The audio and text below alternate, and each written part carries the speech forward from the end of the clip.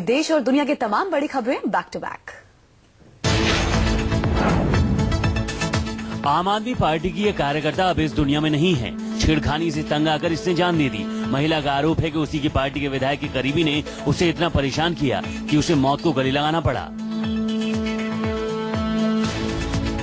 उन्होंने मुझे धमकाया कि तुमने मुझसे दुश्मनी लेकर अच्छा नहीं किया, मैं बहुत खूंखार आदमी हूँ, मुझे मार देने की धमकी दिया जा रहा है, मैं अपने आप को सेफ फील नहीं कर रही हूँ। आरोप है कि नरेला से केजरीवाल के विधायक शरद चौहान का करीबी इस महिला पर शारीरिक संबंध बनाने का दबाव डालता था। तस्वीरों में दिख रहा है ये वही रमेश भारद्वाज है जो कथित तौर पर इस महिला को मौत के रास्ते पर ढकेलने के लिए जिम्मेदार है। जहर खाने से पहले केजरीवाल के इस कार्यकर्ता ने व्हाट्सएप ग्रुप में 3 लोगों का नाम लिखकर पोस्ट किया।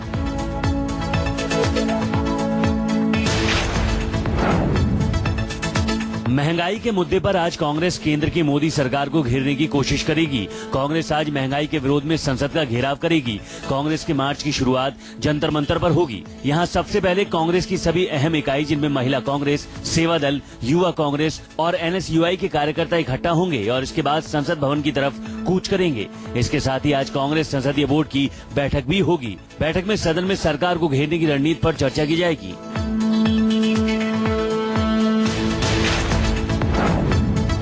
पंजाब विधानसभा चुनावों की तैयारी में सभी पार्टियां जोर शोर से जुट गई हैं। कांग्रेस ने भी विधानसभा चुनावों के लिए कमर कस ली है। इसी सिलसिले में आज कांग्रेस उपाध्यक्ष राहुल गांधी पंजाब कांग्रेस के शीर्ष नेताओं से मुलाकात करेंगे। इसमें पंजाब कांग्रेस के अध्यक्ष कैप्टन अमरिंदर सिंह और प्रदेश के पार्टी प्रभारी आशा कुमारी शामिल होंगी। बैठक में विधानसभा चुनाव में पार्टी की रणनीति पर चर्चा की जाएगी।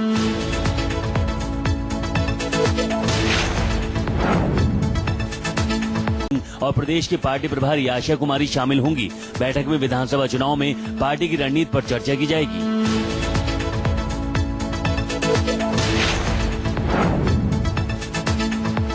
पंजाब विधानसभा चुनाव से ठीक पहले राज्यसभा से इस्तीफा देकर बीजेपी को झटका देने वाले सिद्धू को लेकर सस्पेंस बना हुआ है। सिद्धू के आम आदमी पार्टी में जाने की अटकलें लगाई जा रही हैं, लेकिन खबर है कि आप सिद्धू को सीएम कैंडिडेट नहीं बनाना चाहती है। पार्टी को डर है कि ऐसा करने से पंजाब में पार्टी में फूट पड़ सकती है। हालांकि आज उनको लेकर कोई आधिकारिक घोषणा की जा सकती है। वहीं सिद्धू की पत्नी नवजोत। इसी बीच कांग्रेस ने भी सिद्धू को पार्टी में आने का ऑफर दिया है। कश्मीर को सुलगाने में पाकिस्तान कोई कोर कसर नहीं छोड़ रहा। आज पाकिस्तान आतंकी बुरहान वानी की मौत के विरोध में ब्लैक डे मनाएगा। 15 जुलाई को नवाज शरीफ की सरकार ने कश्मीर मुद्दे पर बुलाई कैबिनेट की बैठक में काला दिवस मनाने का ऐलान किया था। पाकिस्तान का मकसद कश्मीर समस्या को अंतर्राष्ट्रीय पटल पर लाना है। वहीं अलगाववादियों ने भी घाटी में काला दिवस मनाने का ऐलान किया है। इस दौरान 20 से 22 जुलाई तक काले झंडे लहराने के साथ प्रदर्शन करने का ऐलान किया गया है।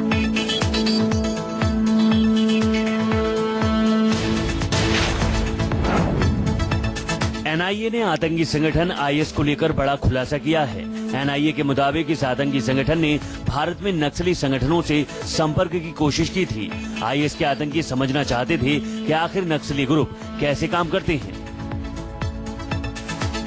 इतना ही नहीं, आईएस इन नक्सली संगठनों से हथियार भी खरीदना चाहता था। एनआईए ने स्पेशल कोर्ट में 16 लोगों के खिलाफ दाखिल की गई अपनी सप्लीमेंट्री चार्जशीट में ये बातें कही हैं। इस चार्जशीट में आईएसआईएस के मुख्य रिक्रूटर शफी अरमार का भी जिक्र है। एनआईए ने पिछले साल 9 दिसंबर को आईएसआईएस के खिलाफ मामला दर्ज किया था।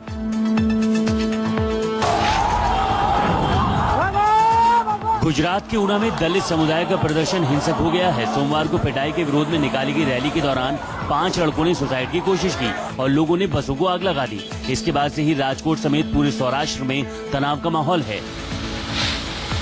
आज सीएम आनंदीबेन पटेल ऊना जाएंगे और हालात का जायजा लेंगे। इसके बाद 22 जुलाई को दिल्ली के सीएम अरविंद केजरीवाल भी ऊना जाएंगे। यहाँ पिछले हफ्ते कुछ लोगों ने 4 दलित लड़कों को बेरहमी से पीटा था। ये लड़के मरे हुए जानवरों की खाल निकाल रहे थे। आरोपियों के खिलाफ कार्रवाई को लेकर दलित समुदाय सड़क पर उतर आया था।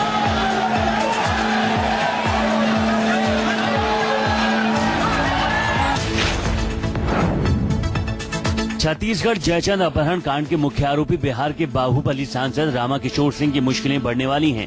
सुप्रीम कोर्ट के आदेश के बाद अपहरण कांड में सरेंडर करने वाले सांसद की उल्टी गिनती शुरू हो गई है। सांसद जो सरेंडर करने के बाद पिछले 7 जून से दुर्ग जेल में और फिर इलाज के लिए एम्स में भर्ती हैं, उनके खिलाफ आरजेडी ने मोर्चा खोल दिया है। सांसद से जुड़े मामले को लोकसभा की एथिक्स कमेटी में उठाने की तैयारी कर रही है। जो तथ्यों को छिपाया गया है उससे कारण जो है सारी जो है न्यायालय माननीय उच्च न्यायालय ने निर्णय भी दिया है और अनुकूल दिया है और इस पर जो है जो पक्ष जो है आना चाहिए वो आया है और आगे इसको हम लोग देखेंगे। समाजवादी पार्टी में कौमी एकता दल का विलय रद्द होने के बाद उसे अब कांग्रेस सबसे मुफीद पार्टी नजर आने लगी है। डॉन मुख्तार अंसारी के बड़े भाई अफजाल अंसारी ने ऐलान किया कि कांग्रेस के साथ गठबंधन का खाका खींचा जा चुका है। मोर्चा बनाना है, अब मोर्चा बना करके लड़ना है।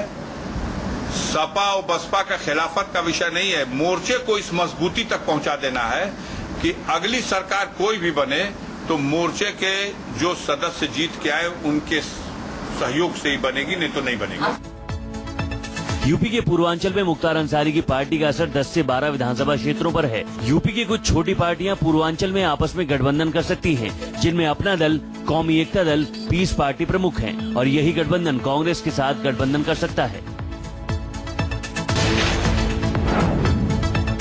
बीजेपी ने आजादी की 70वीं सालगिरह पर तिरंगा यात्रा निकालने का ऐलान किया है।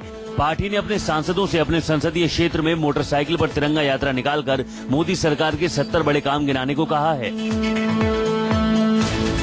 सभी नागरिकों को एकजुट होकर मनाना चाहिए, चाहे वो मोटरसाइकिल रैली के माध्यम से तिरंगा झंडा हाथ में लेकर देश के कोने कोने में एक वातावरण तैयार करने की बात है।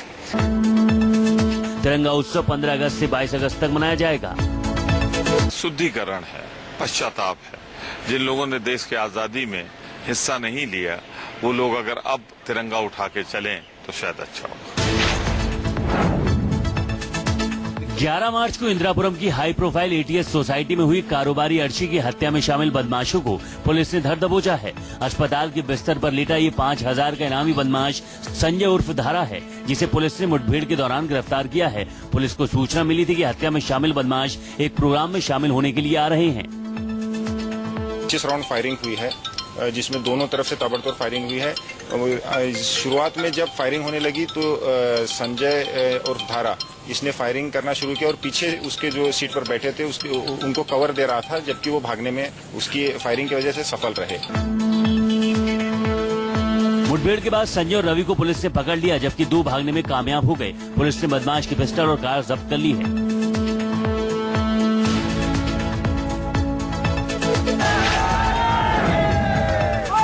आज से पवित्र सावन महीने की शुरुआत हो रही है। सुबह से ही मंदिरों में भक्तों का तांता लगा हुआ है। महीने की शुरुआत से ही ज्यादातर शिवालयों और मशहूर मंदिरों में भगवान शिव के जलाभिषेक की तैयारी शुरू हो गई है। हरिद्वार और ऋषिकेश से बड़ी संख्या में कांवड़ लाने वाले श्रद्धालुओं का सिलसिला भी शुरू हो गया है। महाशिवरात्रि से पहले हरिद्वार आकर शिव भक्त हर की पौड़ी से पवित्र गंगा जल लेकर अपने अपने शिवालयों में पहुँचते हैं।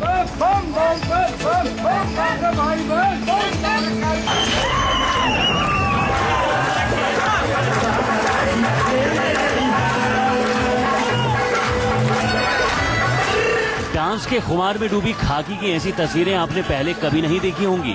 अक्सर गुस्से में दिखने वाले पुलिस वाले डांस की मस्ती में डूबे हैं। थाना प्रभारी से लेकर दारोगा तक नाच और गा रहे हैं। अब आप सोच रहे होंगे आखिर पुलिस वालों का ये जश्न क्यों? तस्वीरें बिहार शरीफ की हैं, जहां सालों से पुरानी परंपरा चली आ रही है। इस परंपरा के तहत आषाढ़ पूर्णिमा के दिन डीएम से लेकर पुलिस विभाग के आला अधिकारियों तक सब बाबा मणिराम के दरबार में लंगोट चढ़ाने जाते हैं। का मेला यहाँ पर शुरू हो चुका है। सुरक्षा के व्यापक इंतजाम किए गए हैं। हम लोग किसी भी तरह की कोई चूक नहीं होने देंगे।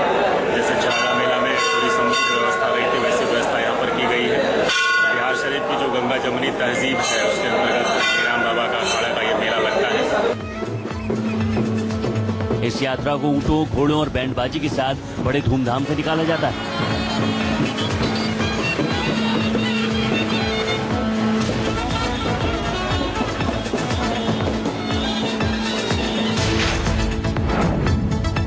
स्वदेशी तोप धनुष सोमवार को आर्मी में शामिल हो गई। जबलपुर गन कैरेज फैक्ट्री ने 155 mm की 3 तोपों को आर्मी को सौंप दिया है। ट्रायल के तौर पर 3 तोप पहले ही आर्मी को दी जा चुकी हैं। 38 किलोमीटर रेंज तक मार करने वाली धनुष की डिजाइन गन कैरेज बोर्ड ने तैयार की है। ये बोफोर्स से ज्यादा रेंज तक मार कर सकती है। पिछले 3 साल से धनुष तोपों का ट्रायल किया जा रहा था।